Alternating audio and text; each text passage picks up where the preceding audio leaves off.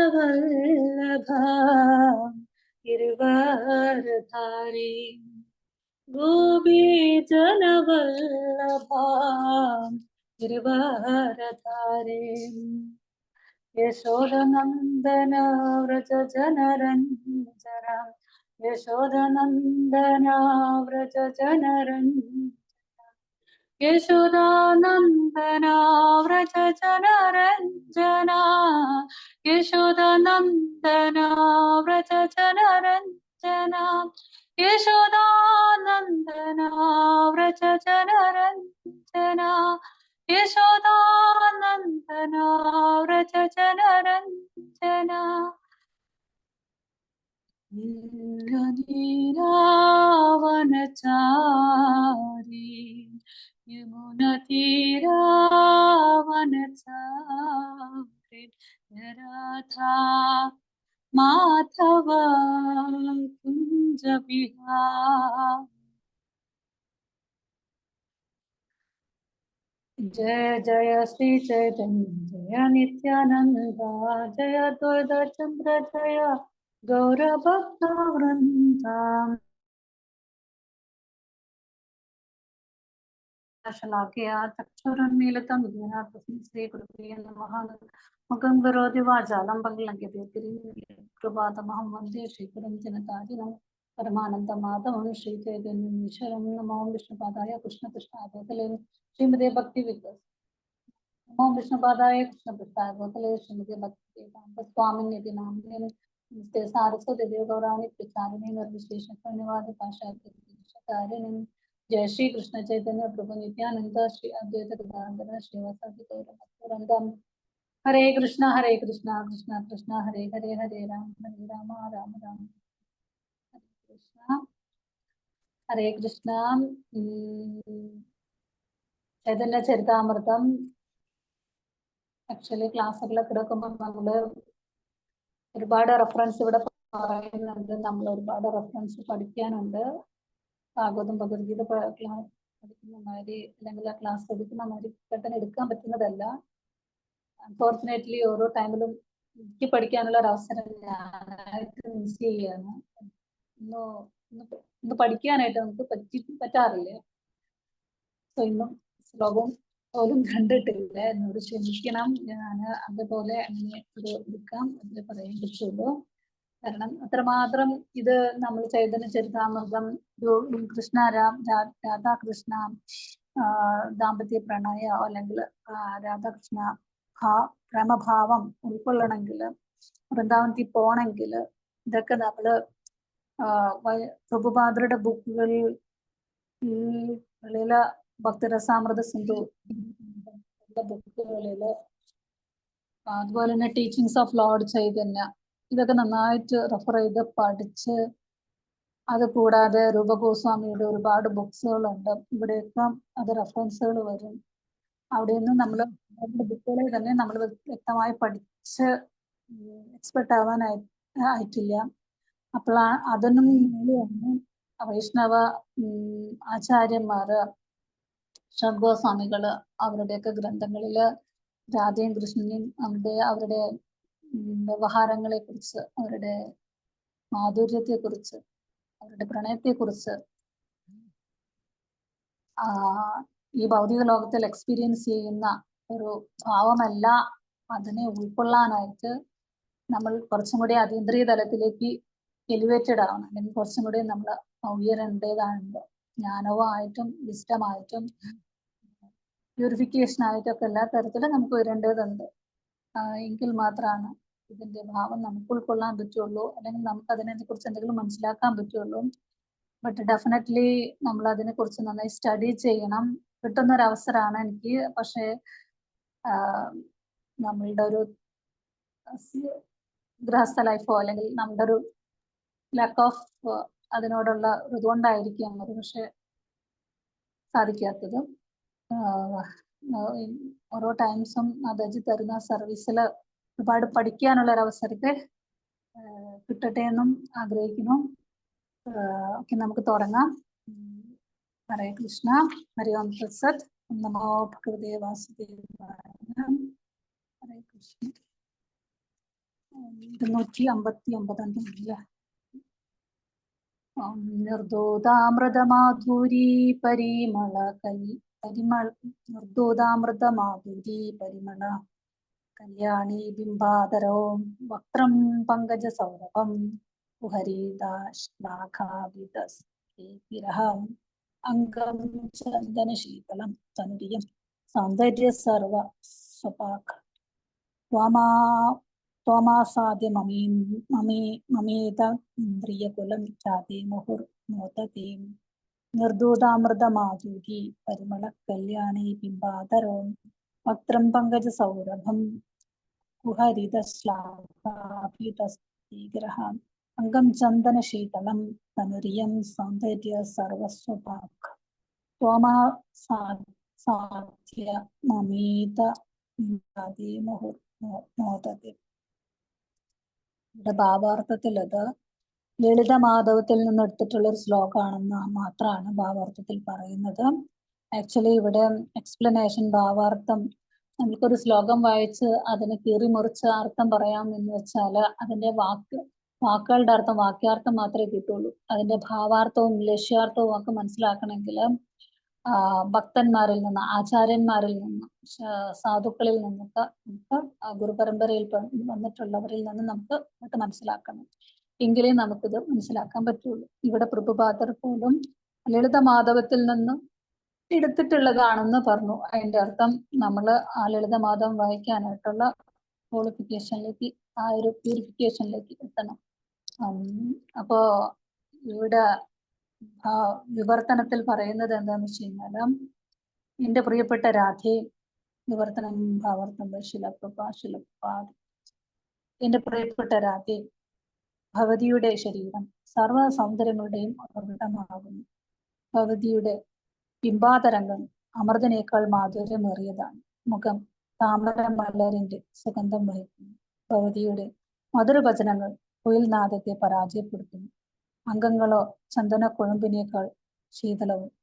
സമ്പൂർണമായി സുന്ദര ഗുണങ്ങളാൽ അലങ്കരിക്കപ്പെട്ട ഭഗവതിയെ ആസ്വദിക്കുമ്പോൾ എന്റെ ഇന്ദ്രിയങ്ങളെല്ലാം വീണ്ടും വീണ്ടും ആനന്ദത്തിൽ ആഴുന്നു. ഇത് ആക്ച്വലി നമ്മളുടെയൊക്കെ അല്ലെങ്കിൽ ഈ 3D വേൾഡില് ഒരു പക്ഷേ കമികുവാമർ ആദ്യമൊക്കെ പറയുമായിരിക്കും, അല്ലെങ്കിൽ ചിലർ എത്രയൊക്കെ ഉണ്ടെങ്കിലും പോസിറ്റീവ്സ് ഉണ്ടെങ്കിലും ഗ്ലോറിഫൈ ചെയ്യില്ല, അതൊക്കെ ഉള്ളിൽ വെക്കും. നന്നായിട്ടുണ്ട് ഡ്രസ്സ്, നന്നായിരിക്കുന്നു, നല്ല ഭംഗിയുണ്ടെന്നൊന്നും പറയാൻ ചിലർക്ക് അവരുടെ ഈഗോ സമ്മതിക്കില്ല. ചിലർക്ക് ഒരുപാട് സ്നേഹം ഉണ്ടായിരിക്കും, അത് എക്സ്പ്രസീവ് ആയിരിക്കില്ല. ഉള്ളിൽ സ്നേഹം ഉണ്ടെന്ന് പറഞ്ഞിട്ട് കാര്യമില്ലല്ലോ, എക്സ്പ്രസീവ് ആയിരിക്കണം. നമുക്ക് ഡിവോഷൻ വേണമെന്നും ഭഗവാനോട് പറഞ്ഞിട്ട് നമുക്ക് ഡിവോഷൻ ഉണ്ടായതുകൊണ്ട് കാര്യമില്ലല്ലോ. നമുക്ക് സേവനം ചെയ്യാനായിട്ടുള്ള മനസ്സുണ്ടാവണം. സേവനം തരണം എന്നാണ് നമ്മളെപ്പോഴും. അതുകൊണ്ട് ഇങ്ങനെ വെറും ഒരു സേവനമല്ല, സേവനങ്ങൾ ചെയ്യുന്നവർ ആൾക്കാർ ഒരുപാടുണ്ട് ലോകത്തും. എല്ലാവരും കോൺസ്റ്റിറ്റ്യൂഷണൽ പൊസിഷൻ എന്ന് പറയുന്നത്, നമ്മളുടെ മൂലസ്വരൂപം എന്ന് പറയുന്നത് സേവനം ചെയ്യാന്നുള്ളത് തന്നെയാണ്.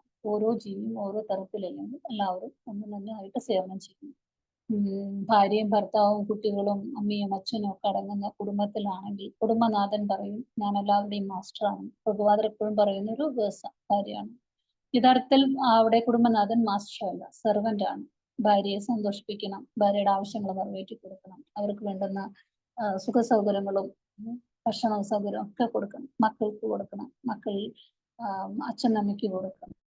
തിരിച്ച് ഭാര്യയും പറയും, ഞാനാണ് ഇവിടെ എല്ലാം എന്ന് പറഞ്ഞാലും അവരും ഒരു സെർവ് ചെയ്യുന്ന ഒരു സെർവന്റ് തന്നെയാണ്. ആരും യഥാർത്ഥത്തിൽ മാസ്റ്റർ അല്ല. മാസ്റ്റർ എന്ന് പറയുന്നത് ഭഗവാൻ മാത്രമേ ഉള്ളൂ. ഈസ് ഓൺലി വൺ പുരുഷ. ബാക്കി എല്ലാവരും അവരെ സെർവ് ചെയ്യുന്ന ആളാണ്. ഭഗവാനെ ആസ്വദിപ്പിക്കുന്ന, സന്തോഷിപ്പിക്കുന്ന യോഗമായ ശക്തി ഭഗവാൻ എന്ത് സന്തോഷിപ്പിക്കുക മാത്രമല്ല, വാട്ട് എവർ ദ ഫീലിങ്സ്, കരച്ചിലാണോ കരച്ചില്, ദേഷ്യമാണോ ദേഷ്യം, എല്ലാ തരത്തിലും ഭഗവാന് എന്ത് ചെയ്യണമെങ്കിലും, കൃഷ്ണൻ ഒന്നും ചെയ്യുന്നില്ല ആക്ച്വലി. കൃഷ്ണൻ എല്ലാവിടെയും വ്യാപിച്ചിരിക്കുന്നു. ഭഗവാൻ ഭഗവത്ഗീതയിൽ പറയുന്നു പശ്യമേ യോഗം ഐശ്വര്യം, ഇതെല്ലാം എന്റെ യോഗ ഐശ്വര്യമാണ്. ഞാനൊന്നും യഥാർത്ഥത്തിൽ ഒന്നും ചെയ്യേണ്ട ആവശ്യമില്ല, ഇതെന്റെ യോഗമായ ഐശ്വര്യത്തിലാണ് ഇതെല്ലാം ചെയ്യുന്നത് എന്ന് പറയുന്നു. സോ യോഗമായ ശക്തിയില് ഭഗവാൻ പ്രധാനിയായിട്ടുള്ള ആനന്ദം കൊടുക്കുന്ന ആദിന ശക്തിയായ രാധാറാണി ഭഗവാന്റെ അന്തരംഗ ശക്തിയാണ്. ഭഗവാനും ശക്തിമോദോർ അഭേദ്യം, ഭഗവാന്റെ ശക്തിയും ഭഗവാനും തമ്മിൽ അഭേദ്യമല്ല എന്ന് പറഞ്ഞു. സോ ഒഴിച്ചുകൂടാനാവാത്ത ഒരു ഭാഗങ്ങളാണ് അതെല്ലാം. അതുകൊണ്ട് തന്നെയാണ് നമ്മളും ഭഗവാന്റെ ഒരു ശക്തിയാണ്. ഭഗവാന്റെ ഒരു ശക്തി ആയതുകൊണ്ട് നമ്മൾക്കും ഭഗവാനിൽ നിന്നും വേറിട്ട് നിൽക്കാൻ സാധിക്കില്ല. അങ്ങനെ വേറിട്ട് നിൽക്കുന്നവർ എന്നാൽ യഥാർത്ഥത്തിലുള്ള സന്തോഷം നമുക്ക് അനുഭവിക്കാൻ സാധിക്കാത്തതുകൊണ്ടാണ്. നമ്മൾ എപ്പോൾ ഭഗവാനിൽ നിന്ന് വേറിട്ട് നിൽക്കുന്നോ യഥാർത്ഥത്തിൽ നമുക്ക് സന്തോഷം അനുഭവിക്കാൻ സാധിക്കില്ല.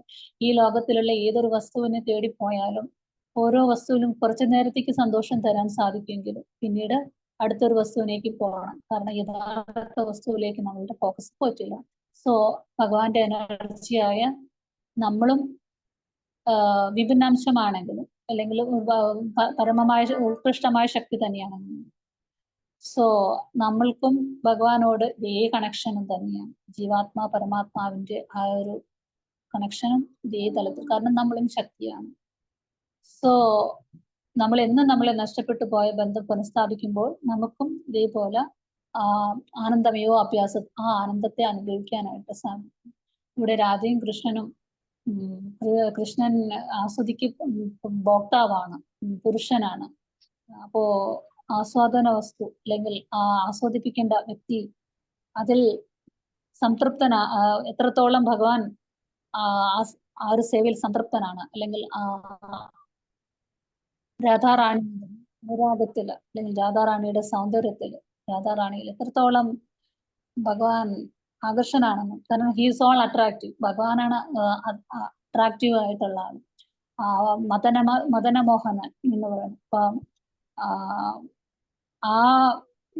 കാമദേവനെയും വെല്ലുന്ന സൗന്ദര്യമാണ് ഭഗവാൻ. അപ്പൊ അത്രയും കൃഷ്ണന്റെ സൗന്ദര്യം കൃഷ്ണനെ തന്നെ ആകർഷിപ്പിക്കുന്നു എന്ന് പറയുമ്പോൾ കൃഷ്ണൻ വേറൊരാളിൽ ആകർഷണാവാന്ന് പറയുന്നത് അത് നിസ്സാരമല്ല. അപ്പൊ അത് ഇവിടെ പ്രിയപ്പെട്ട രാധയെ, എന്റെ പ്രിയപ്പെട്ട രാധേ എന്ന് പറയുന്നു. ഭഗവതിയുടെ ശരീരം സർവ്വ സൗന്ദര്യങ്ങളുടെയും ഉറവിടമാകുന്നു, എല്ലാ സൗന്ദര്യങ്ങളുടെയും ഉറവിടമാകുന്നു എന്ന് ഭഗവാൻ ഇവിടെ പറയുന്നു. ഭഗവതിയുടെ ബിംബാതരംഗങ്ങൾ അമൃതനേക്കാളും മാധുര്യമാണ്.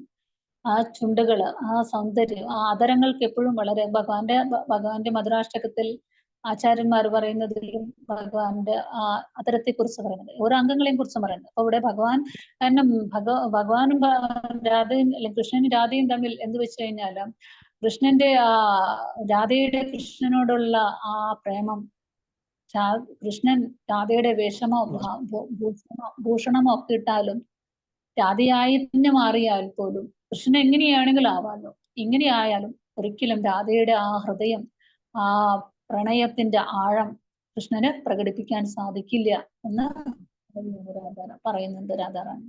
സോ ആ പ്രണയത്തെ, ആ ഒരു ഭാവത്തെ മനസ്സിലാക്കാൻ വേണ്ടിയിട്ടാണ് മഹാപ്രഭു ആയിട്ട് വീണ്ടും അവതരിക്കുന്നത്. അപ്പോ മഹാപ്രഭുവിനെ മഹാപ്രഭുവിന്റെ ബ്ലെസ്സിങ്സ് കിട്ടിയാൽ മാത്രമാണ്, മഹാപ്രഭുവിന്റെ ബ്ലെസ്സിങ്സ് കിട്ടണമെങ്കിൽ നമുക്ക് അഫ്കോഴ്സ് നിത്യാനന്ദ പ്രഭുവിന്റെ ബ്ലെസ്സിങ്സ് കിട്ടണം. അപ്പോ നമ്മളെല്ലാവരും ഈ ഒരു ഭാവത്തിലേക്ക് കടക്കാൻ പോലും യോഗ്യത ഇല്ലാത്തവരാണ്, അല്ലെങ്കിൽ അതിനെ മനസ്സിലാക്കാനുള്ള ത്രാണി പോലും എത്തിയിട്ടുണ്ടാവില്ല. ഇവിടെ ഇതൊക്കെ പറയുന്നത് ഒരു 3D വേൾഡില് ആളുകളെല്ലാം കാണുന്ന ജ്യേഷ്ഠയോ അല്ലെങ്കിൽ കാമത്തിന്റെ പരിവേഷത്തോടുകൂടി കാണുകയാണെങ്കിൽ അതിനെ മനസ്സിലാക്കാൻ സാധിക്കില്ല. അതിന്റെ മാധുര്യം ഈവൻ ചൈതന്യ മഹാപ്രഭു വരെയും ആസ്വദിക്കുന്നു എന്നുള്ളതാണ്. ഇത്രയും ഗോപികളുടെ ഭാവത്തെ ചൈതന്യ മഹാപ്രഭു വരെയും അതിനെ ഉൾക്കൊള്ളുന്നു, അതിനെ ഫോളോ ചെയ്യുന്നു. രൂപാനുഗാസ് അവരെല്ലാവരും അതിനെ ഫോളോ ചെയ്യുന്നു.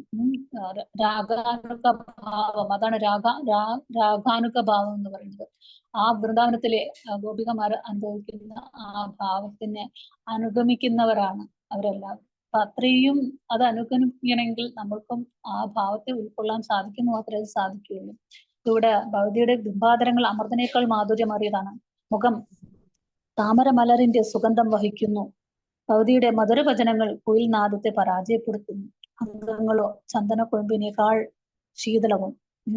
സമ്പൂർണമായും സുന്ദര ഗുണങ്ങളാൽ അലങ്കരിക്കപ്പെട്ട ഭഗവതിയെ ആസ്വദിക്കുമ്പോൾ എന്റെ ഇന്ദ്രിയങ്ങളെല്ലാം വീണ്ടും വീണ്ടും ആനന്ദത്തിലാഴുന്നു. അപ്പൊ ഇവിടെ ആസ്വാദകനാണ്, ഹിസ് എൻജോയർ. ഭക്താറാം യജ്ഞ തപസാം സർവലോകം ഈശ്വരം സുഹൃതം സർവഭൂതാനാം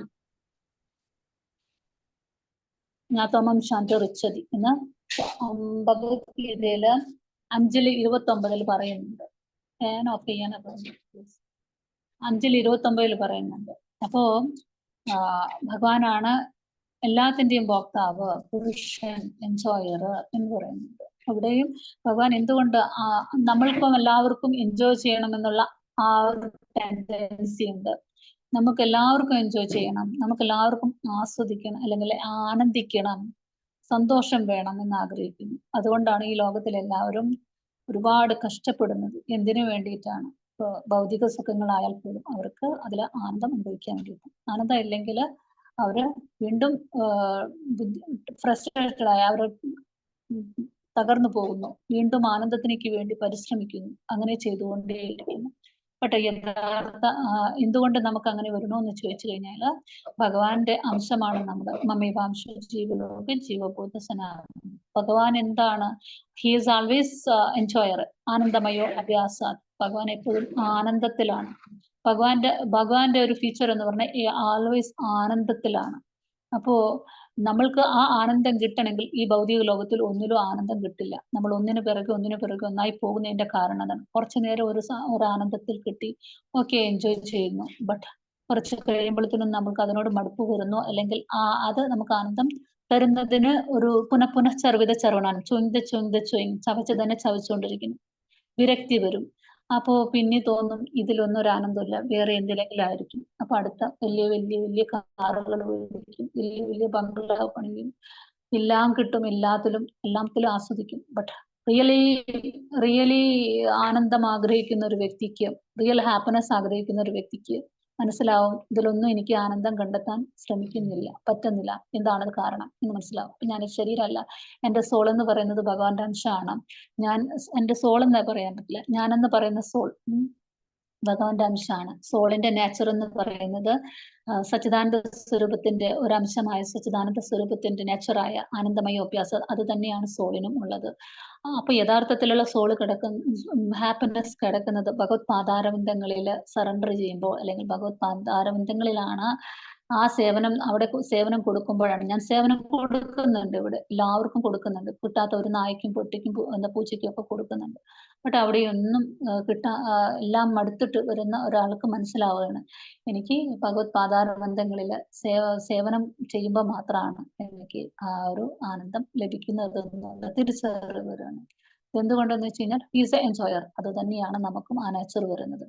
അപ്പൊ ഇവിടെ ഭഗവാൻ ഭൗതിക ലോകത്തിൽ ഒരു പുരുഷൻ സ്ത്രീയെ എൻജോയ് ചെയ്യുമ്പോൾ ഇതേപോലെ എല്ലാം ഗ്ലോറിഫിക്കേഷൻ ഒക്കെ ചെയ്യും. പക്ഷെ എത്ര കാലം ഉണ്ടാവും? അതിനൊക്കെ ഒരു ശാശ്വതമായിട്ടൊരു നിലനിൽപ്പില്ല. കാരണം എല്ലാം ടെമ്പററി ആണ് ഇവിടെയുള്ളതെല്ലാം. സോ എത്രയൊക്കെയാണെങ്കിലും അതിനോടെല്ലാം മമത കുറയും.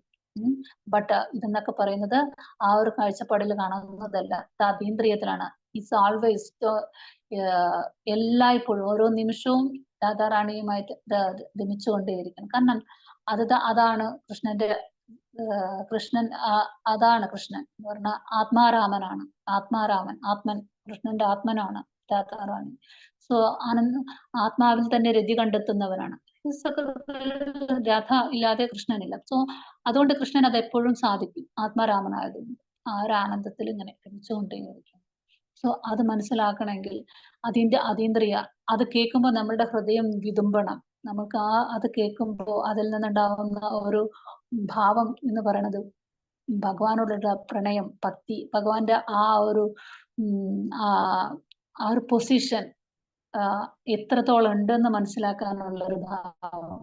അല്ലാണ്ട് ഭൗതിക ലോകത്തിലുള്ള ഈ കാമുകന്മാരോ അല്ലെങ്കിൽ ഭാര്യ ഭർത്തൃ ബന്ധങ്ങളോ അതുപോലെ ഒന്നുമല്ല ഇതെന്ന് മനസ്സിലാക്കണമെങ്കിൽ അതുകൊണ്ടാണ് സ്ത്രീകളെ പോലും ഒരു അകലം പാലിച്ചു നിർത്തുന്ന ചൈതന്യ മഹാപ്രഭുവിന് പോലും ഗോപീഭാവം വളരെ ഹരമായിട്ട് വരുന്നത്. അത് കേൾക്കുമ്പോൾ വിതുമ്പി കരയുന്നത്. സോ ആ ഒരു ലെവലിലേക്ക് വരണമെങ്കിൽ ഇവിടെ വീണ്ടും പറയുന്നുണ്ട്,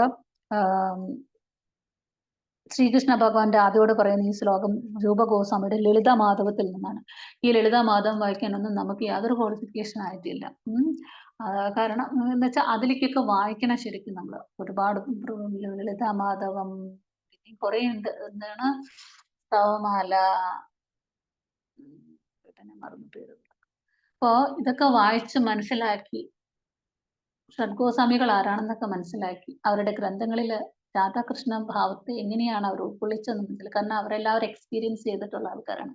അവർ സാധാരണ ദേവന്മാരുടെ പൊസിഷനിലുള്ള ആൾക്കാരല്ല. സാധാരണ ഇവിടുത്തെ വലിയ വലിയ സെയിന്റുകളോ അല്ലെങ്കിൽ ആചാര്യന്മാർ അവരല്ല. അതിനൊക്കെ മുകളിൽ ഗോലോക വൃന്ദാവനത്തിൽ തന്നെ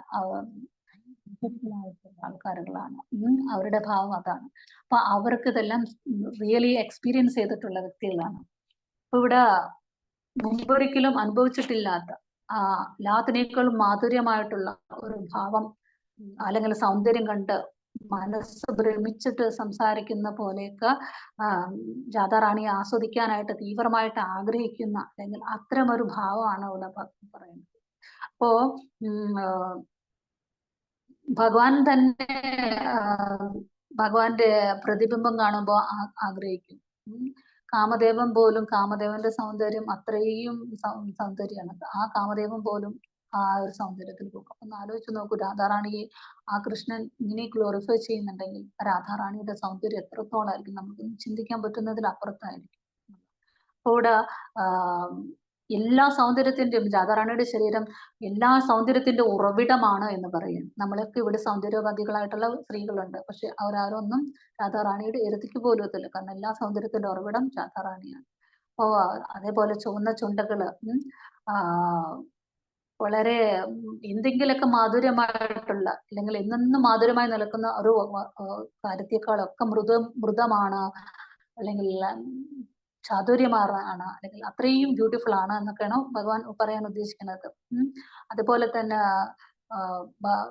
രാധാറാണിയുടെ മുഖത്തിന്റെ മണം അല്ലെങ്കിൽ ആ താമരയുടെ സുഗന്ധം കൊണ്ടുവരുന്നു എന്ന് പറയണം. ഇതൊക്കെ നമ്മൾ ചുമ്മാ ഒരു ഡയലോഗ് അല്ല, അതെല്ലാം ഫ്രം ദ ഹാർട്ട് അല്ലെങ്കിൽ അത് സോ ഒറിജിനലി ആണ് ആ മണം ആസ്വദിക്കാൻ പറ്റുന്നത്. അതൊരു പക്ഷെ കൃഷ്ണനായിരിക്കും അതിനെ മനസ്സിലാക്കാൻ ഇത്രയും ഗന്ധം ഉൾക്കൊണ്ട് പറയാനായിട്ട് കൃഷ്ണന് തന്നെയാണ് അതിന് സാധിക്കുക. കൃഷ്ണനല്ലാതെ രാധയെ ആർക്കാണെന്ന് പറയാനായിട്ട് പറ്റാം. അപ്പൊ അതുകൊണ്ട് അങ്ങനെ പറയാണ്. അപ്പൊ അത്രയും ഓരോ രാധാറാണിയുടെ വാക്കുകളാവട്ടെ എല്ലാത്തിനും ഗ്ലോറിഫിക്കേഷൻ ഉണ്ട്. ചന്ദനം നമ്മൾ നെറ്റിയിൽ വെക്കുന്നതും ചന്ദനത്തിന് തണുപ്പുണ്ട്. അതിനേക്കാളൊക്കെ തണുത്തതാണ് അല്ലെങ്കിൽ കൈകാലുകൾ ശീതളമാണ് എന്നൊക്കെ പറയുന്നുണ്ട്. മധുരവചനങ്ങള് കുയിൽനാദത്തെക്കാളും കുയിൽനാദാണ് ഏറ്റവും വളരെ കോകിലം എന്ന് പറയുന്നത്. ആ സൗണ്ട് വളരെ ബ്യൂട്ടിഫുൾ ആണ്. അതിനെ പോലും പരാജയപ്പെടുത്തുന്ന രീതിയിലാണ് രാധാറാണിയുടെ മധുരവാക്കുകൾ എന്ന് പറയുന്നത്. അപ്പൊ ഭഗവാൻ കൃഷ്ണൻ ഇവിടെ രാധയോട് സംസാരിക്കുന്നത് ഏതിലാണെന്ന് പറയുന്നുണ്ട്. ഈ ഒരു ശ്ലോകം ചൈതന്യ ചരിതാമൃതത്തിൽ മോസ്റ്റ്ലി ഭഗവത്ഗീതയിലും ഭാഗവതത്തിലേക്ക് വേഴ്സുകൾ വിളിക്കുന്നുണ്ട്. ഭക്തിരസാമൃത സിന്ധുവിലെ വേഴ്സുകളൊക്കെ കാണുന്നുണ്ട്. സെയിം ലൈക്ക് ഇവിടെയും നമുക്ക് ഒരു വേഴ്സ് വന്നിരിക്കുന്നത് 9.9 എന്ന് പറയുന്ന ലളിതമാധവത്തിലെ വേഴ്സാണ് കൊടുത്തിരിക്കുന്നത്.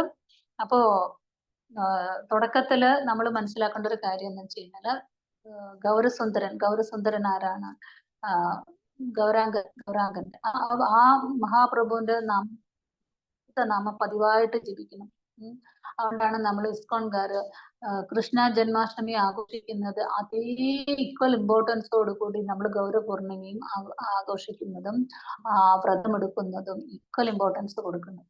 അപ്പൊ അത് ആ നാമം വിശുദ്ധ നമുക്ക് ഗൗരാംഗ പ്രേമം അല്ലെങ്കിൽ ഗൗരാംഗനോടുള്ള ഭക്തി വന്നില്ല എന്നുണ്ടെങ്കിൽ നമുക്ക് കൃഷ്ണപ്രേമം രാധാകൃഷ്ണ ഭാവം ഒന്നും ഉൾക്കൊള്ളാൻ പറ്റില്ല. ഈ ഒരു പരമ്പരയിലൂടെ മാത്രമേ ഇത്രയും സ്പോണ്ടേനിയസ് ആയിട്ടുള്ള അല്ലെങ്കിൽ രാഗാത്മിക അനുഭവ ഭാവമൊക്കെ മനസ്സിലാക്കാനായിട്ട് സാധിക്കുമെങ്കിൽ ചൈതന്യ മഹാപ്രഭു നമുക്കായിട്ട് തന്നിട്ടുള്ള ഹരേ കൃഷ്ണ മഹാമന്ത്രം ജപിക്കുന്നതിലൂടെ മാത്രമേ അത് കിട്ടുകയുള്ളൂ. അപ്പൊ നമ്മളെല്ലാം നമ്മളൊക്കെ വലിയൊരു പൊസിഷനിലാണ് എത്തിയിട്ടുള്ള ആൾക്കാരാണ്. നമ്മൾ വളരെ നിസ്സാരക്കാരാണ്. ബട്ട് ഇവരുടെയൊക്കെ കൃപ കൊണ്ട് നമ്മളൊക്കെ ആ ബോട്ടിൽ കയറ്റി വിടും നമ്മളെയൊക്കെ. കേറിക്കോ എന്ന് പറയും. അപ്പൊ അത്രയും നമ്മൾ ഭാഗ്യം ചെയ്ത ആൾക്കാരാണ്. ഏതൊക്കെയോ ഭ്രമിതേക്കോന ഭാഗ്യവാൻ ഗുരു കൃഷ്ണ പ്രസാദേ ഭക്തിലതാ ബീജ. ആ ഭക്തിയിൽ ഈ ഗുരുവിന്റെയും കൃഷ്ണന്റെ പ്രസാദം കൊണ്ട് നമുക്കൊരു ചെറിയ ഭക്തിലതയുടെ വള്ളി നമുക്ക് പിടിക്കാൻ കിട്ടിയിട്ടുണ്ട്. അതിനെ പിടിച്ച് ഇങ്ങനെ കയറണം. എന്നിട്ട് അത് മകൾ പാതാരബന്ധങ്ങളിൽ ആണ് ആ ഭക്തിലതാ ബീജ കിടക്കുന്നത്. പിടിച്ച് കയറിയിട്ട് ലോകത്തേക്ക് ഈ ഭൗതിക ആകാശവും വിട്ട് ആത്മീയ ആകാശത്തിലേക്ക് കടന്ന് ലോകത്തേക്ക് എത്തണം നമുക്ക് നമ്മളുടെ ഭക്തിയുടെ സേവനം എന്ന് പറയുന്നത്. അതിനൊക്കെ നമുക്ക് സഹായിക്കുന്നവരാണ് ചൈതന്യ മഹാപ്രഭുവും നിത്യാനന്ദ പ്രഭുവും ഒക്കെ. അപ്പൊ ആ നാമം നമ്മള് ഗൗരംഗ നിത്യാനന്ദ അത് ജയ ശ്രീകൃഷ്ണ ചൈതന്യം നമ്മൾ ജപിക്കുന്നതിലൂടെ നമ്മള് ഓരോ മഹാമന്ത്രവും കൂടി ജപിക്കുന്ന നീക്കുള്ളതാണ്. അങ്ങനെ നമ്മൾ നാമം ജപിക്കുകയാണ്. അപ്പൊ അങ്ങനെ നമ്മൾ നാമം ജപിക്കുമ്പോ എന്തുണ്ടാവും? നിത്യാനന്ദ പ്രഭുവിന്റെ വിശുദ്ധനാമവും ജപിക്കാൻ പറയും. അപ്പൊ പറയും, ഓ കൃഷ്ണന്റെ നാമം മാത്രം നമ്മൾ ജപിച്ചാൽ മതി എന്ന് പറയുന്ന നമ്മള് ഇസ്കോണില് നമ്മൾ പിന്നെ മഹാപ്രഭുവിന്റെ നാമം ജപിച്ചാൽ മതി എന്ന് പറയും. പക്ഷെ പിന്നെ അടുത്ത് നമ്മൾ പറയും നിത്യാനന്ദ പ്രഭുവിന്റെ. കാരണം നിത്യാനന്ദ പ്രഭുവിന്റെ മെസ്സി ഇല്ലാതെ മഹാപ്രഭുവിന്റെ മെസ്സി കിട്ടില്ല എന്ന് പറയും. അപ്പൊ നമ്മൾ നിത്യാനന്ദ പ്രഭുവിന്റെ വിശുദ്ധനാമം ജപിക്കും. അക്രൂര പരമാനന്ദ നിത്യാനന്ദ റായ് നിതായ് ബത കമല ഈ ഭജനകളൊക്കെ ചൊല്ലുന്നത് വളരെ നല്ലതാണ്. സോ കുറച്ച് വൈഷ്ണവ ആചാര്യന്മാരുടെ ഈ ഭജൻസുകൾ ഉണ്ടല്ലോ, അതുമായിട്ട് കുറച്ചും കൂടി അടുപ്പത്തിലേക്ക് വരിക എന്ന് പറയുമ്പോൾ ഒക്കെ മനസ്സിലാക്കുന്നുണ്ട്. അതാണ് ലളിതമാധവം പോലുള്ള കൃതികളൊക്കെ നമ്മൾ വായിക്കണം. വായിച്ചു കഴിഞ്ഞിട്ട് വേണം നമ്മുടെ ഈ വൃന്ദാവന ധാമൊക്കെ ചുറ്റിക്കറങ്ങാൻ പോയിട്ടൊന്ന് ജസ്റ്റ് ഒന്ന് കാല് വെക്കും. നമുക്ക് അവിടെ പോയാലൊന്നും വൃന്ദാവനമായിട്ട് കാണാനൊന്നും സാധിക്കില്ല. ഈ ഒരു ഭാവങ്ങളൊക്കെ മനസ്സിലാക്കാൻ പറ്റിയാൽ മാത്രമേ അത് സാധിക്കുള്ളൂ. അപ്പോ അങ്ങനെ നിത്യാനന്ദ പ്രഭുവിന്റെയും ചൈതന്യ മഹാപ്രഭുവിന്റെ ഒക്കെ വിശുദ്ധനാമങ്ങളൊക്കെ ജപിച്ച് അങ്ങനെ ഒരാളുടെ ഹൃദയം ഈ ഭൗതിക ആസ്വാദനത്തിനായിട്ടുള്ള പൊല്യൂട്ടഡ് ആയിട്ടുള്ള അശുദ്ധമായിട്ടുള്ള ആഗ്രഹങ്ങളിൽ നിന്നൊക്കെ മാറി ശുദ്ധമായിട്ടുള്ള ഒരവസ്ഥയിലേക്ക് വരും. അപ്പൊ അയാൾക്ക് കൃഷ്ണനെ ആരാധിക്കാനുള്ള ആ ഒരു വാസന വരും. കാരണം നമ്മൾ എന്തൊക്കെ പ്രാർത്ഥിച്ചാലും നമ്മളുടെ പ്രാർത്ഥനകളെക്കാളും നമ്മുടെ വാസനകളാണ് ഭഗവാൻ കാണുന്നത്. അപ്പൊ നമ്മുടെ വാസനകൾ എന്താണ്? നദനന്ന ജനന്ന സുന്ദരിയും കവിതാം ജഗദീശ കമി എന്നൊക്കെ ചൊല്ലിയിട്ട് കാര്യമില്ല. ബട്ട് നമ്മുടെ ഉള്ളിൽ എന്താണെന്നുള്ളത് ഭഗവാൻ നോക്കും. സോ അതാണ് നമ്മൾ അത് ചൊല്ലിയത് കൊണ്ട് മാത്രം കാര്യമില്ല. നമുക്കത് ഉൾക്കൊള്ളാനുള്ള നമ്മൾ ആ ഒരു പൊസിഷനിൽ എത്തിയിട്ടാണ് അത് ചൊല്ലണമെന്നുണ്ടെങ്കിൽ അത് ഡെഫിനറ്റ്ലി നമുക്കത് എന്താണ് അതുകൊണ്ട് ഉദ്ദേശിക്കുന്നത്. ഇതിനൊന്നും വേണ്ടിയിട്ടല്ല ഞാൻ ഭജിക്കുന്നത്. എല്ലാവരും കൃഷ്ണനെ ഭജിക്കുന്ന അല്ലെങ്കിൽ ഭഗവാനെ ഭജിക്കുന്നത് ഭക്തി വിചാരിക്കുന്നത് നമ്മളെ സഹായിക്കാൻ ഒരാൾ വേണം. നമുക്കൊണ്ട് ഒറ്റയ്ക്ക് കൂട്ടിയാൽ കൂടില്ല. അതുകൊണ്ട് നമുക്കൊരു ശക്തി ഉണ്ടെന്നൊക്കെ നമ്മൾക്ക് നല്ല ബോധ്യമുണ്ട്. നമ്മളുടെ ഈ ഭൗതിക ജീവിതം ജീവിച്ചു തീർക്കാൻ വേണ്ടിയിട്ട് ഒരു സഹായത്തിന് നമ്മൾ ഈ പവറിനെ നമ്മൾ സ്വീകരിക്കുകയാണ്. അല്ലാതെ ആ ഒരു ആത്മീയ അല്ലെങ്കിൽ ഈശ്വര ശക്തിയെ ആ ഈശ്വരനെ നമ്മൾ സേവിക്കണമെന്നും നമ്മൾ തിരിച്ച് നമ്മളുടെ ധാമിലേക്ക് പോകണമെന്നും അവിടെ ചെന്ന് ഭഗവാനെ നമ്മളുടെ മുടക്കി വെച്ചിട്ടുള്ള ആ സേവനം നമ്മുടെ സ്വരൂപം അവിടെ ഉണ്ട്. ആ സ്വരൂപത്തിനോട് എത്തി നമ്മളെ ഭഗവാന്റെ സേവനം കണ്ടിന്യൂ ചെയ്യണം. മുടക്കി വെച്ച ആ സേവനം കണ്ടിന്യൂ ചെയ്യണം. അതിനിവിടെ നമ്മൾ ഏബിൾ ആവണം നമ്മൾ അതിലേക്ക് എത്താനായിട്ട്. ഈ സേവനം എന്ന് പറയുന്നത് ഒരിക്കലും നമ്മൾ വിചാരിക്കുന്ന ഒരു ഹ്യൂമൻ ലേബർ പോലെ ആവരുത്. അവിടെ ശ്രവണ കീർത്തനാദികൾക്ക് വളരെ ഇമ്പോർട്ടന്റ് ഉണ്ട്. ശ്രവണ കീർത്തനാദികൾ ചെയ്യാനായിട്ട് ഭഗവാന്റെ വിശുദ്ധനാമം ജപിക്കാൻ ഒരു മാല പോലും ജപിക്കാൻ 10 മാല പോലും ജപിക്കാൻ അല്ലെങ്കിൽ നിരന്തരം ഭഗവാന്റെ നാമം ജപിക്കാൻ ഓരോ സ്റ്റെപ്പ് പറഞ്ഞു കഴിഞ്ഞാൽ ഒന്നിനും പോലും പറ്റാത്ത ആളുകളുണ്ടാവും. ഭഗവാന്റെ നാമം ജപിക്കാനൊന്നും എല്ലാവർക്കും സാധിക്കില്ല. അതിനുള്ള ഒരു പ്യൂരിഫിക്കേഷൻ വേണം. അതുപോലെ ഭാഗവതം എടുത്ത് വായിക്കാനും ശ്രവണ കീർത്തനാദികൾ ചെയ്യാനും നിരന്തരം ഭഗവാനെ ഗ്ലോറിഫൈ ചെയ്യാനും ഭഗവാനെ സ്തുതിക്കാനും ഒക്കെ മന്ത്രങ്ങളും ഒക്കെ എത്രത്തോളം ഭഗവാന്റെ നാമം നമ്മൾ ജപിക്കും തോറുമാണ് ഭഗവാൻ നമ്മളില് സംപ്രീതനാവുള്ളൂ. അപ്പൊ ആ ഒരു സേവനാണ്. അതുകൊണ്ടാണ് പ്രഭുപാദര് ആരെങ്കിലുമൊക്കെ ചോദിച്ചിട്ട് വരും, പ്രഭുപാദ് എനിക്ക് സർവീസ് തരുമോ എന്ന് ചോദിക്കുമ്പോൾ ഞാൻ നിനക്ക് ആദ്യം ഒരു സർവീസ് തന്നിട്ടുണ്ട്.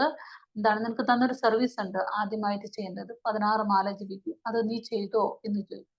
എന്നിട്ട് വരും ബാക്കി സർവീസ്. മീൻസ് സാധന എന്ന് പറയുന്നത് ഫൗണ്ടേഷൻ, അത് ഉണ്ടെങ്കിലാണ് ബാക്കിയുള്ള സർവീസുകൾ നമുക്ക് കണ്ടിന്യൂസ് ആയിട്ട് എല്ലാ കാലവും ചെയ്തു പോകാനായിട്ട് പറ്റുള്ളൂ. അല്ലെങ്കിൽ എന്താന്ന് വെച്ചാൽ ഒരു ഹ്യൂമൻ ലേബർ പോലെയായിട്ട്, നാമം ജപിക്കുന്നതും ഒരു ഹ്യൂമൻ ലേബർ പോലെയായിട്ട് ചെയ്യും. അതുപോലെ തന്നെ ബാക്കി ചെയ്യുന്നതും ഹ്യൂമൻ ലേബർ പോലെ ചെയ്യും. നമ്മൾ വീട്ടിൽ കുക്ക് ചെയ്യും, അല്ലെങ്കിൽ നമ്മൾ പണ്ടും കുക്ക് ചെയ്തിരുന്നു, ഇപ്പൊ നമ്മൾ കുക്ക് ചെയ്യുമ്പോൾ നമുക്ക് വ്യത്യാസമുണ്ട്. അത് ഭഗവാന് വേണ്ടി കുക്ക് ചെയ്യുന്നുള്ള ഭാവം. സോ അതാണ് നമ്മൾ അതിനെ കൃഷ്ണബോധത്തിലേക്ക് കൊണ്ടുവരണമെന്നുള്ളത്. സോ അങ്ങനെ സർവീസ് എന്ന് പറയുമ്പോൾ സാധാരണഗതിയിൽ അതീന്ദ്രിയമായിട്ടോ അല്ലെങ്കിൽ അതീന്ദ്രിയമായിട്ട് പോയിട്ട് ഒരു ചുമ്മാ നാമം ജപിക്കാൻ പോലും കഴിവില്ലാത്ത ആളുകളെയൊക്കെ ചെറിയ ചെറിയ സർവീസുകളൊക്കെ ചെയ്യിപ്പിച്ച് അതിൽ നിന്ന് അവർ കുറച്ച് മിഥ്യാബോധമൊക്കെ വിട്ട്, ആ ഫാൾസ് ഈഗോ ഒക്കെ വിട്ട് മറ്റുള്ളവരെയും ഭക്തന്മാരെയും ഒക്കെ സേവിക്കുന്നതിലൊക്കെ ഒരു മടുപ്പൊക്കെ മാറി വളരെ താഴ്ന്ന, ഞാൻ തൃണാദബി സുനീചേന തരോരബി സഹിഷ്ണുന എന്ന് പറയുന്ന ഒരവസ്ഥയിലേക്ക് സന്യാസിമാരെയും സീനിയർ വൈഷ്ണവരെയും ഒക്കെ ഒന്ന് നമസ്കരിച്ചും അവരെയൊക്കെ സേവിച്ചും അമ്പലമൊക്കെ ശുദ്ധിയാക്കിയും പാത്രങ്ങൾ കഴുകിയും ചപ്പൽ സേവയൊക്കെ ചെയ്ത് അവനൊന്ന് കുറച്ച് ഉയരാൻ തുടങ്ങും അവരുടെ കൃപ കൊണ്ട്. സോ കുറെ കഴിയുമ്പോൾ അവർക്ക് നാമം ജപിക്കാൻ പറ്റും. സോ അത് ഈ സേവ ചെയ്യുന്നതോടൊപ്പം തന്നെ ഈ നാമം ജപിക്കുന്ന സേവയും കൂടുതലായി ചെയ്യാൻ തുടങ്ങും. പിന്നെ കുറച്ചുകൂടെ ഭഗവത്ഗീത ഭാഗവത പഠിക്കണം. അങ്ങനെ ചൈതന്യ ചരിതാമൃതം വരെ എത്തണം.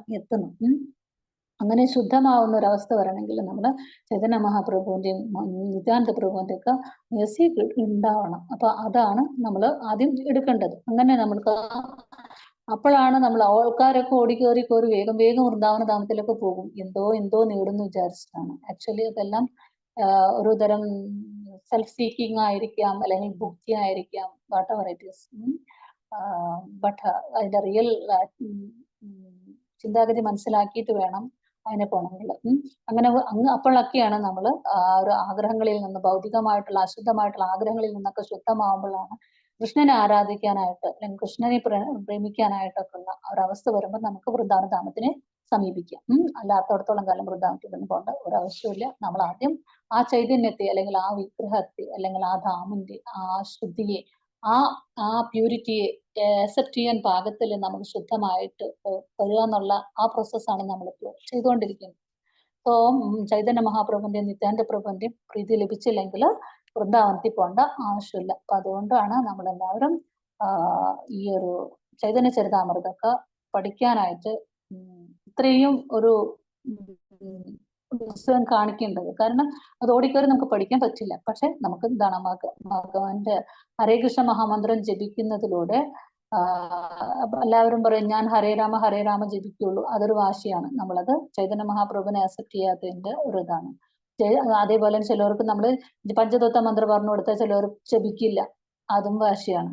മഹാപ്രഭുവിന്റെ നിത്യാനന്ദ പ്രഭുവിന്റെ പഞ്ചതത്വയുടെയും ബ്ലെസ്സിങ്സ് ഇല്ലാതെ ഹരേ കൃഷ്ണ മഹാമന്ത്രം മര്യാദയ്ക്ക് ജപിക്കാനും പറ്റില്ല. അല്ലെങ്കിൽ ഈ പറയുന്ന കൃഷ്ണന്റെ രാധാകൃഷ്ണ ഭാവത്തേക്കും വൃന്ദാവനത്തെയൊക്കെ മനസ്സിലാക്കാനായിട്ട് സാധിക്കില്ല. അതുകൊണ്ടാണ് ഇതൊക്കെ ഇങ്ങനെ ചെയ്യാൻ പറയുന്നത്. അപ്പൊ ശുദ്ധീകരണം ആവശ്യമാണ് എന്നുള്ളതാണ്.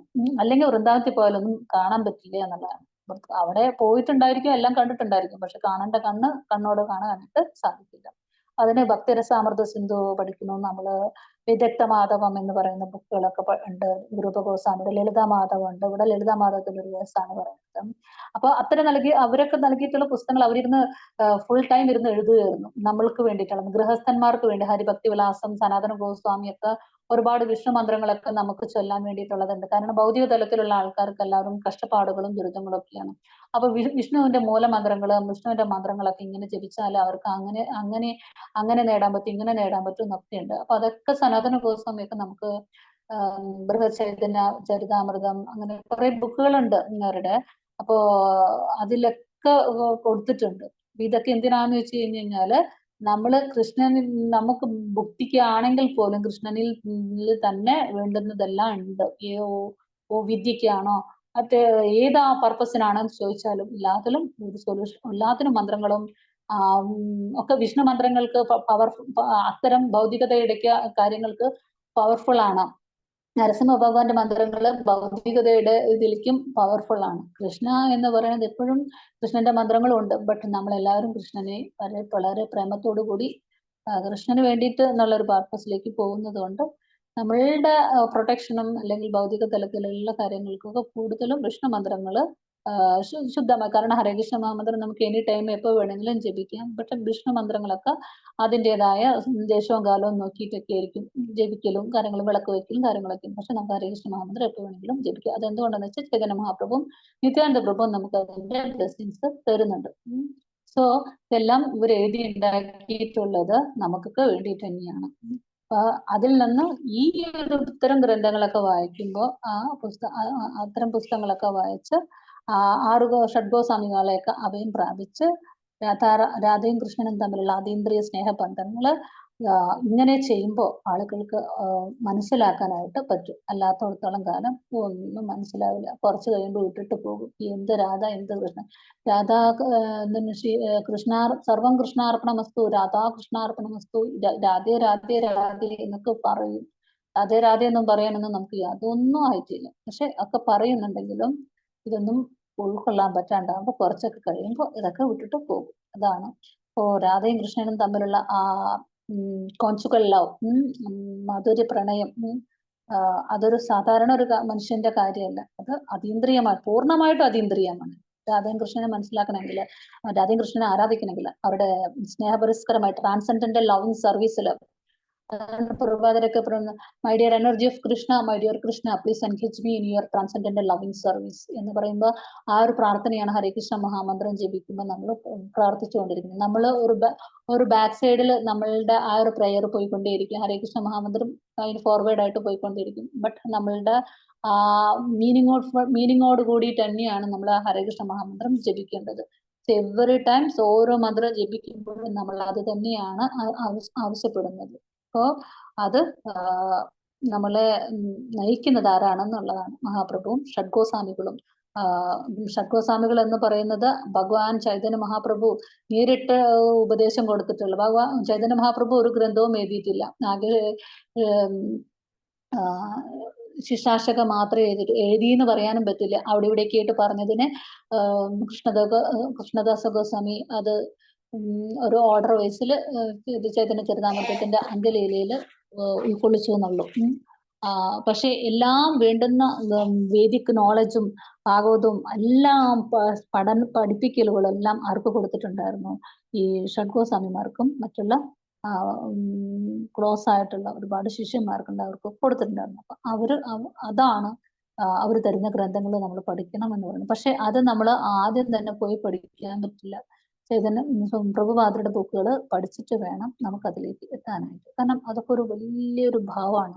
അത് വായിക്കുമ്പോൾ നമുക്ക് പിന്നെ അതിലേക്ക് നമ്മൾ മുഴുകി പോകും എന്നുള്ളത് തന്നെയാണ്. സോ അതാണ് ഇവിടെ പറഞ്ഞുകൊണ്ടിരിക്കുന്നത്. അപ്പോ ചൈതന്യ രൂപഗോസ്വാമിയുടെ ഒരുപാട് ഗ്രന്ഥങ്ങളുടെ പേരുകളൊക്കെ ഉണ്ട്. അതൊക്കെ നമുക്ക് ഓർത്ത് വെക്കാൻ എന്തായാലും പറ്റില്ല. പക്ഷെ കുറെ പേരുകൾ എന്താണ് ഇപ്പൊ തന്നെ പറഞ്ഞ പോലെ എന്തായിരുന്നു, വിദഗ്ധ മാധവ, ലളിത മാധവ, എന്താണ് കൗമുദി, സ്തവമാല, ലഘു ഭാഗവതാമൃത, ബൃഹത് ഭാഗവതാമൃത, അത് സനാതന ഗോസ്വാമി തോന്നുന്നു. അങ്ങനെയുള്ള കുറെ ഗ്രന്ഥങ്ങളൊക്കെ ഉണ്ട്. ഉജ്ജ്വല നീലാമണി, പിന്നെ ആഖ്യാത ചന്ദ്രിക, പഥ്യാവലി, അങ്ങനെ എന്തൊക്കെയോ അങ്ങനെ കുറെ ബുക്കുകളുണ്ട്. ആ ബുക്കുകളെല്ലാം നമ്മൾക്ക് പഠിക്കാനുള്ളത് തന്നെയാണ്. പക്ഷേ നമുക്ക് ആ പഠിക്കണമെങ്കിൽ അത്രയ്ക്കൊന്നും പോരാ എന്നുള്ളതാണ്. അപ്പോ ഈ ചൈതന്യ മഹാപ്രഭുവിന്റെ ആഗ്രഹങ്ങൾക്കനുസരിച്ചിട്ടാണ് ശ്രീല രൂപഗോസ്വാമി ശ്ലോകങ്ങൾ രചിക്കാൻ പറ്റുള്ളായിരുന്നു. അവിടെ രൂപഗോസ്വാമിയുടെ ശ്ലോകം ചൈതന്യ ചരിതാമൃതത്തിൽ കോട്ട് ചെയ്തിരിക്കുന്നത് എന്ന് വെച്ച് കഴിഞ്ഞാൽ ആ മഹാപ്രഭുവിന്റെ ആഗ്രഹമാണ് ഇന്ന ശ്ലോകങ്ങൾ ഇവർ എഴുതണം എന്നല്ല. അപ്പൊ അതിനനുസരിച്ചിട്ട് ആ നിർദ്ദേശപ്രകാരം അനുസരിച്ചിട്ടാണ് ലളിതമാധവം അല്ലെങ്കിൽ വിദഗ്ധ മാധവ ഈ ബുക്കുകളൊക്കെ രൂപഗോസ്വാമി രചിച്ചിട്ടുള്ള. ആർക്ക് വേണ്ടിയിട്ടാണ്? മഹാപ്രഭുവിന് വേണ്ടി. മഹാപ്രഭു എന്താണ് ആഗ്രഹിക്കുന്നത് അതിനനുസരിച്ച് മാത്രമാണ് അങ്ങനെ ചെയ്യാനായിട്ട് പറ്റുള്ളായിരുന്നു എന്നുള്ളതാണ്. ഇനി ഗോപികമാരുടെ കാര്യങ്ങളൊക്കെ പറയണമെന്നുണ്ടെങ്കിൽ ഈ ബുക്കുകൾ വായിച്ചു കഴിഞ്ഞാൽ നമുക്ക് ഒരു അറ്റമില്ല, പറയാൻ ഒരുപാട് ഉണ്ടാവും. അത്രയ്ക്കൊന്നും നമുക്ക് പോകണ്ട. അടുത്തൊരു ശ്ലോകം കൂടി എടുത്തിട്ട് നിർത്തായിരിക്കും. 49 ഓക്കെ, ഇനി അടുത്ത ശ്ലോകത്തിൽ പറയുന്നത് രൂപേ കംസഹരസ്യ ലുബ്ധനയനാം സ്പർശേത്തി ഹൃഷ്യത ത്വചം വാണ്യാം ഉത്കലിതശ്രുതിം പരിമളേം സംഹൃഷ്ടനാസാപുടാം ആരജ്യത് രസനാം കിലാധരപുടേ മഞ്ജന്മുഖാം പോർഹാം ദംഭോദ്ഗീർണമഹാധൃതിം ബഹിരപി പ്രോത്യ വികാരാകുലാം എന്ന് പറയുന്ന ഈ ശ്ലോകം നോക്കാം നമുക്ക്. വിവർത്തനം ശിലപ്രഭാത് കീച്ചെ. അവളുടെ കണ്ണുകൾ കംസാരിയായ ശ്രീകൃഷ്ണ ഭഗവാന്റെ സൗന്ദര്യത്താൽ മയക്കപ്പെടുന്നു. കംസാരിയാണ് ഇവിടെ എപ്പോഴും ഭഗവാന്റെ പേരുകളെല്ലാം അവരവരുടെ അസുരന്മാരുടെ പേരുകളോട് ചേർത്തിട്ടാണ്, ഭക്തന്മാരുടെ പേരുകളോട് ചേർത്തിട്ടാണ്. നന്ദനന്ദനൻ, യശോദാനന്ദനൻ, മാധവൻ ഒക്കെ ഓരോ ലീലകളുമായിട്ട് ബന്ധപ്പെടുത്തിയിട്ടും ഓരോ അസുരന്മാരുടെ പേര് വരെയും കൊടുത്തിട്ടാണ് ഭഗവാന്റെ പേരുകൾ. ഇവിടെ കംസാരി, മുരാരി എന്നൊക്കെ പറയുന്നത് ഭഗവാന് ഒരു ഇഷ്ടമാണ്. കാരണം അവരെ ശത്രുവായിട്ട് വരുന്നതും അല്ലെങ്കിൽ ഭഗവാനോട് ഏറ്റുമുട്ടാൻ വരുമ്പോൾ ഭഗവാന്റെ ഭഗവാൻ ലീല ചെയ്യുമ്പോൾ ആ ഗുസ്തി പിടിക്കുമ്പോൾ ഭഗവാൻ എൻജോയ് ചെയ്യുകയാണ്. കാരണം അതിൽ ആനന്ദം കണ്ടു. ഭഗവാൻ ഒരു നിമിഷം മതി ഒരാളെ പിടിച്ച് ഒന്ന് ഒതുക്കി വിടാനായിട്ട്. പക്ഷെ എത്ര നേരം എടുത്തിട്ടാണ് ഭഗവാൻ ആ യുദ്ധം ചെയ്യുന്നത് തന്നെ. So he's enjoying, he's A enjoyer. So അതുകൊണ്ട് തന്നെ അവരോട് വളരെയധികം ഭഗവാന് മേഴ്സിഫുൾ ആണ്. ഇത്രമാത്രം ഭഗവാന്റെ പ്രഹരങ്ങളാണ് അവർ ഏൽക്കുന്നത്. അപ്പോ അതുകൊണ്ട് അവര് ഗ്ലോറിഫൈ ചെയ്യപ്പെടുകയാണ്. അതുകൊണ്ട് ഇവിടെ പറയുന്നതാണ് അവളുടെ കണ്ണുകൾ കംസാരിയായ ശ്രീകൃഷ്ണ ഭഗവാന്റെ സൗന്ദര്യത്താൽ മയക്കപ്പെടുന്നു. കണ്ണുകളിലാണ് ഒരു ദൃഷ്ടിയിൽ കണ്ണുകളിൽ നോക്കുമ്പോൾ അറ്റ് പ്രസന്റിൽ ഫസ്റ്റ് സൈറ്റില് ലവ് ആവുന്നെന്ന് പറഞ്ഞു കഴിഞ്ഞാൽ ഇറ്റ്സ് നോട്ട് അത് ഈ കാലം നിലനിൽക്കില്ല എങ്ങനെ പറയാം. ബട്ട് ഒരു നോട്ടം രണ്ട് നോട്ടം കാണുമ്പോൾ തന്നെ എന്തോ ഒരു കണക്ഷൻ ഉണ്ടെന്ന് മനസ്സിലാവും. ബട്ട് ഗ്രാജുവലി ആ കണ്ണുകളുടെ ഉള്ളിലേക്ക് നോക്കും തോറും അത് ഹൃദയത്തിലേക്ക് എത്തുന്ന ഒരു ഭാവം വരും. അതായത് ആ ബന്ധത്തിന്റെ തീവ്രതയാണ് സൂചിപ്പിക്കുന്നത്. അപ്പോ അത് കണ്ണുകളിലൂടെയാണ് ആ ബന്ധത്തിന് എത്രത്തോളം തീവ്രതയുണ്ടെന്ന്. കണ്ണും നോക്കുമ്പോൾ എന്നൊക്കെ പാട്ടുകളൊക്കെ പറയില്ലേ. ബട്ട് അറ്റ് ഫസ്റ്റ് സൈറ്റ് കണ്ണുകളിൽ കൊടുക്കുന്ന ആൾക്കാർ അത് അത്ര കാലം നിൽക്കില്ല. അതിനൊക്കെ ഒരു പുതുമ കഴിഞ്ഞു. ബട്ട് കണ്ണുകളിൽ നോക്കുമ്പോൾ ഇത് സംതിങ് എക്സ്ട്രാ ഓർഡിനറി റിലേഷൻ ആണ്, സംതിങ് ആണ്. അത് ഗ്രാജുവലി അടുക്കും തോറും അത് ഉള്ളിലേക്ക് കണ്ണുകളിൽ നിന്ന് ഹൃദയത്തിന്റെ ആഴത്തിലേക്ക് പോകുമ്പോൾ ഇതൊരു നോർമൽ കേസ് അല്ല എന്ന് മനസ്സിലാക്കുന്നത് കണ്ണുകളിലാണ് എന്ന് മനസ്സിലാക്കുന്നത്. അപ്പോ അതാണ് ഇവിടെ പറയണത്. കണ്ണുകൾ ശ്രീകൃഷ്ണ ഭഗവാന്റെ സൗന്ദര്യത്താൽ മയക്കപ്പെടുന്നു. അപ്പോ ഒരു സ്ത്രീ ഒരു പുരുഷനിൽ മയക്കപ്പെടുക എന്ന് പറഞ്ഞു കഴിഞ്ഞാൽ ഭൗതിക തലത്തിലെല്ലാം അതൊരു തരം കാമമാണ്. ബട്ട് ഇതൊക്കെ അതീന്ദ്രിയ തലത്തിലാണ്. കാരണം അത് ഒരേ സോളുകൾ തന്നെയാണ്. സോളിന്റെ തലത്തിലുള്ള കണക്ഷൻ, ആത്മാവിന്റെ തലത്തിലുള്ള കണക്ഷൻ ഈ ശാരീരിക മനോബുദ്ധിയിൽ പെടുന്ന കണക്ഷൻ അല്ല. അപ്പൊ അതുകൊണ്ട് തന്നെ അത് ഈക്വലി ഒരാൾ തന്നെയാണ്. രണ്ടും രണ്ടാണെന്നുള്ളൊരു കൺസെപ്റ്റ് ഇല്ല, ഒരാൾ തന്നെയാണെന്നുള്ളൊരു കൺസെപ്റ്റ് ആണ്. അപ്പൊ അതുകൊണ്ടാണ് അവർക്ക് ഈക്വൽ ആയിട്ട് ആ ഒരു അല്ലെങ്കിൽ അത്രയും പെയിൻഫുൾ സിറ്റുവേഷൻസ് ആ സോളുകൾ ഫേസ് ചെയ്യേണ്ടി വരുന്നത്. കാരണം സോളിന്റെ തലത്തിലായതുകൊണ്ട്. കാരണം അത്രയും തീവ്രമാണ് ആ ബന്ധങ്ങൾക്ക് എന്നുള്ളതാണ്. ആ തീവ്രമായ ബന്ധത്തിനെ അത് എക്സ്പീരിയൻസ് ചെയ്യുന്നവർക്കേ അത് മനസ്സിലാക്കാൻ പറ്റുള്ളൂ. നമ്മൾ വിചാരിക്കുന്നത് പോലെ ഒന്ന് എക്സ്പീരിയൻസ് ചെയ്യാൻ പറ്റില്ല. അത് സോളിന്റെ കണക്ഷൻ മാത്രം. സോളായിട്ടുള്ള അതാണ് നമുക്കും ഭഗവാനുമായിട്ടുള്ള കണക്ഷൻ സോളിന്റെ തലത്തിലാണ്. അത് നമുക്ക് എക്സ്പീരിയൻസ് ചെയ്യണം. നമ്മൾ അതിൽ അവേക്കനിങ് വരണം. സ്പിരിച്വൽ അവേക്കനിങ് വരുമ്പോഴാണ് നമ്മളും കൃഷ്ണനും തമ്മിലുള്ള ബന്ധത്തിന്റെ തീവ്രത നമുക്ക് അറിയാൻ തുടങ്ങുമ്പോൾ മാത്രമാണ് അത് ഇത്രയ്ക്കും പവർഫുൾ ആണ്. അതിന്റെ പേരിൽ നമുക്ക് ആ ഒരു പ്ലാറ്റ്ഫോമിലേക്ക് എത്തിപ്പെടാനായിട്ട് നമ്മൾ എത്രമാത്രം സ്ട്രഗിൾ ചെയ്യണം ഈ ഭൗതിക ലോകത്തിൽ. അതുകൊണ്ടാണ് നമ്മൾ ഇത്രമാത്രം സ്ട്രഗിളിങ്ങിലൂടെ നമ്മൾ ഇതെല്ലാം ഫേസ് ചെയ്ത് പോകുന്നത്. കാരണം അത് നമ്മൾ വിചാരിക്കുന്ന പോലെ ഭൗതിക ലോകത്തിൽ ഈസിയായി കിട്ടുന്ന ഒരു ബന്ധമല്ല ഭഗവാനുമായിട്ടുള്ള നമ്മുടെ ബന്ധം. അപ്പൊ അത് രാധയും കൃഷ്ണനും തമ്മിലും അതേപോലെ അത്രയും അവര് രണ്ടല്ല ഒന്നാണ് എന്നുള്ളതാണ്. അത് ജീവാത്മ പരമാത്മ ഭാവങ്ങളെ മനസ്സിലാക്കാൻ വേണ്ടിയിട്ടുള്ള ഭാവം തന്നെ. സോ അതുകൊണ്ട് ഭക്തന്മാരെ സംബന്ധിച്ച് ഒരുപാട് ക്ലേശങ്ങൾ ഉണ്ടാവും. കാരണം അവര് സാധാരണ ഒരു ആൾക്കാരുകളല്ല എന്നുള്ളതാണ്.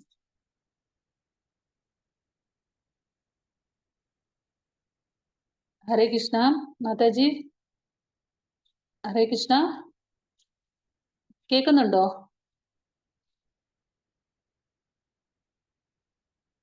കേൾക്കാം മാതാജി. ഹരേ കൃഷ്ണ.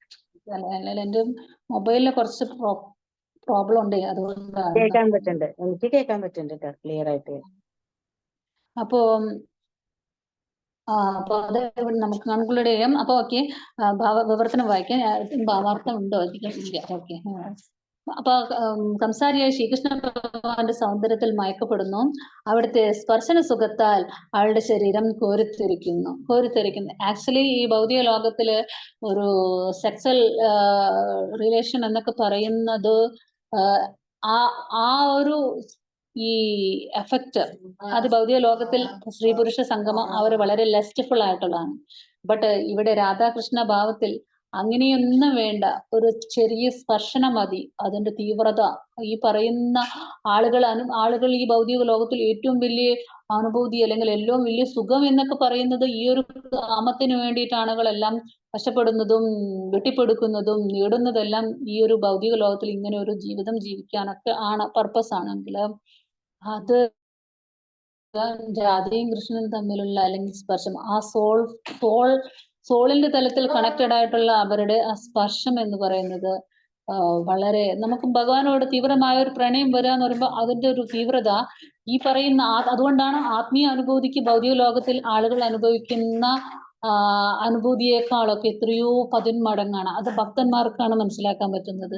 ആളുകൾ വിചാരിക്കും ഭക്തന്മാർ എന്താ പൊട്ടന്മാരാണ്, എന്താ അവർക്ക് കിട്ടുന്നത് എന്ന് വിചാരിക്കും. ബട്ട് അത് ഭക്തന്മാർക്ക് മാത്രമേ അതറിയാൻ പറ്റുള്ളൂ. ആത്മീയ അനുഭൂതി എന്ന് പറയുന്നത് ഈ ഭൗതിക ലോകത്തിൽ അനുഭവിക്കുന്ന അവർ വിചാരിക്കുന്ന ഇത്രയും വലിയ അനുഭൂതിയെക്കാളും എത്രയോ ഇതാണ്.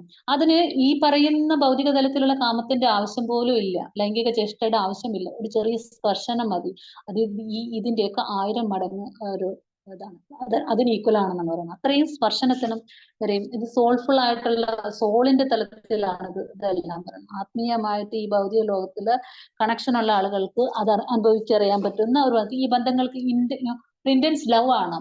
ഇതൊരു നോർമൽ ലവ് അല്ല. ഇതൊന്നും ഒരു നോർമൽ തലത്തിൽ കാണുന്ന ലവ് അല്ല. ഇത് സംതിങ് കാർന്നിറങ്ങുന്ന ഒരു ബന്ധമാണ്.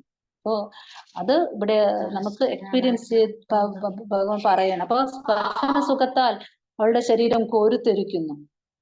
അവളുടെ കർണങ്ങൾ എല്ലായ്പ്പോഴും അവിടുത്തെ മധുര ശബ്ദത്താൽ ആകർഷിക്കപ്പെടുന്നു. എപ്പോഴും ഏറ്റവും പ്രിയപ്പെട്ടവരുടെ ശബ്ദം കേൾക്കാൻ ആഗ്രഹിക്കും. അപ്പൊ അവളുടെ കർണങ്ങൾ എല്ലായ്പ്പോഴും അവിടുത്തെ മധുര ശബ്ദത്താൽ ആകർഷിക്കപ്പെടുന്നു. അത് കേൾക്കണം. ആ ഒരു ശബ്ദം വേറെ ആരുടെ ശബ്ദം കേൾക്കണേക്കാളും ഒരുപാട് തീവ്രമായിരിക്കും ആ ഒരു ശബ്ദം കേൾക്കും. അപ്പൊ അതാണ് അത്രയും ഇന്റൻസ് ലവ് ഉള്ള ആൾക്കാണ്. അത് സംതിങ് എക്സ്ട്രാ ഓർഡിനറി ആണ്. We cannot even think of that, അല്ലെങ്കിൽ നമുക്ക് അതിനെ കുറിച്ച് പറയാൻ പോലും പറ്റില്ല എന്നുള്ള ഒരു ബന്ധം. ഭൗതിക തലത്തിൽ കാണുന്നവർക്ക് അതെല്ലാം വികലമായി തോന്നുമായിരിക്കാം. അതുകൊണ്ടാണ് ഇതിനെയൊക്കെ വികലമായിട്ട് ആളുകൾ പറയുന്നത്. ബട്ട് ഇതൊന്നും ഒരു വികലമായതല്ല, ഇതെല്ലാം അതീന്ദ്രിയമാണ്, ആത്മാവിന്റെ തലത്തിലുള്ളതാണ്.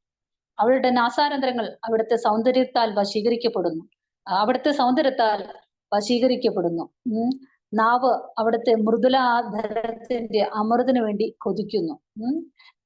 മുഖാംബുജം താഴ്ത്തി ആത്മനിയന്ത്രണം പാലിക്കുന്നതായി നടിക്കുന്ന അവൾക്ക് പക്ഷെ കൃഷ്ണനോടുള്ള നൈസർഗിക പ്രണയ വികാരങ്ങളൊന്നും പ്രകടിപ്പിക്കാതിരിക്കാൻ കഴിയുന്നില്ല. സോ ആത്മാവിന്റെ തലത്തിൽ ഇത്രയും ഒരു പാതി ഡിവൈൻ കൗണ്ടർ പാർട്ട്. സോ അതിന് ഇത്രയും ശാരീരിക തലത്തിലുള്ള ആകർഷണത്തിന്റെ ആവശ്യം എന്താ? ആത്മാവിന്റെ തലത്തിൽ പറഞ്ഞാൽ പോരെ, ഇതിന് ശാരീരിക തലത്തിലേക്ക് പോകേണ്ട ആവശ്യം എന്ന് ചോദിക്കും. ബട്ട് അത്രയും തീവ്രത വരുമ്പോ അത് ആ ഒരു ബോഡി മൈൻഡ് സോള് അലൈൻമെന്റിലേക്ക് വരുമ്പോൾ അത്രയും തീവ്രമായ ഒരു ഭാവത്തിലേക്ക് വരുന്നത്. അതുകൊണ്ടാണ് ഇവിടെ ശാരീരിക ചേഷ്ടകൾക്ക് വരെ ഇമ്പോർട്ടൻസ് പറയണത്. അല്ലാതെ കൃഷ്ണൻ രാധയും ഒരു സാധാരണ കാണുന്ന ആൾക്കാരെ പോലുള്ള ഒരു സെക്സ് ലൈഫ് ചെയ്യണം അങ്ങനെ ഇങ്ങനെ ഭയങ്കര ഇതാണ് കൃഷ്ണൻ അങ്ങനെയാണ് ഇങ്ങനെയാണെന്നൊന്നും പറയരുത്. ഇതൊക്കെ അതിന്റെ ഓരോ ആത്മാക്കളാണെന്നുള്ളതിന്റെ അത്രയും പവർഫുൾ ആയിട്ടുള്ള ഒരു ഭാവത്തിന് സൂചിപ്പിക്കുമ്പോഴാണ് ഓരോരോ പാർട്ടുകളെയും അവരുടെ കർണങ്ങള്, മധുര ശബ്ദങ്ങള്, നാസാരന്ധ്രങ്ങള്, അവരുടെ അടുത്ത് സൗന്ദര്യങ്ങള്, നാവ്, അതുപോലെ തന്നെ എന്താണ് മുഖത്തെ കുറിച്ച് പറയണത്.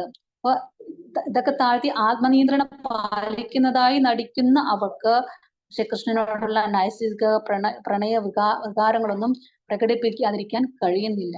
സോ അപ്പൊ അവിടെ ലോകത്തൊന്നും നോക്കാൻ പറ്റില്ല, ലോകമൊന്നും നോക്കാൻ പറ്റില്ല. കാരണം അതൊക്കെ അതിനൊക്കെ വിട്ടിട്ട് മറികടന്നു പോകും എന്നുള്ളതാണ് പറയുന്നത്. അപ്പോ ആത്മാരാമനാണെങ്കിൽ നമ്മൾക്ക് പബ്ലിക്കിന് കാണിക്കുന്ന രീതിയിൽ മാന്യമായി കാണിച്ചാൽ പോരെ. ഇല്ല, ഗീതാ ഗോവിന്ദത്തിലും അല്ലെങ്കിൽ ഭാഗത്തിലൊക്കെ വളരെ അങ്ങോട്ട് സാധാരണക്കാരന് വായിക്കുന്നവന് അസത്യം എന്ന് തോന്നുന്ന ഭാഗത്തിലായിരിക്കും എഴുതിയിട്ടുണ്ടാവും.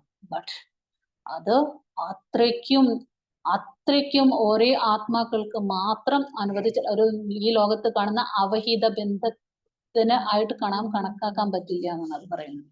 അത് അങ്ങനെ ഒരു സോളിന്റെ തലത്തിലുള്ള ബന്ധങ്ങളെ അവിഹിതമായിട്ട് കാണാൻ പറ്റുന്ന ബന്ധമല്ല എന്നുള്ളത്. അതാണ് രാധയും കൃഷ്ണനും തമ്മിലുള്ള ആ ഒരു കോൺസുഗൽ ലവ് എന്നൊക്കെ പറയുന്നത്. ഹരേ കൃഷ്ണൻ നമുക്ക് ഇവിടെ മൊത്തം 6 മണി. രാധ ഇത് ശ്രീ രൂപഗോസ്വാമി രാധാറാണിയുടെ ശ്രീമുഖത്തെ ഇപ്രകാരം വിവരിക്കുന്നു. ഇതും രൂപഗോസ്വാമി. ഹരേ കൃഷ്ണ. ജയ ശ്രീല പ്രഭാത്. ഹരേ കൃഷ്ണ മാതാജി. ഹരേ കൃഷ്ണ മാജി. വളരെ നന്ദി മാജി, വളരെ ഗംഭീര സൂപ്പർ ക്ലാസ്. വളരെ നന്ദി മാജി. ഹരേ കൃഷ്ണ. ഹരേ കൃഷ്ണ.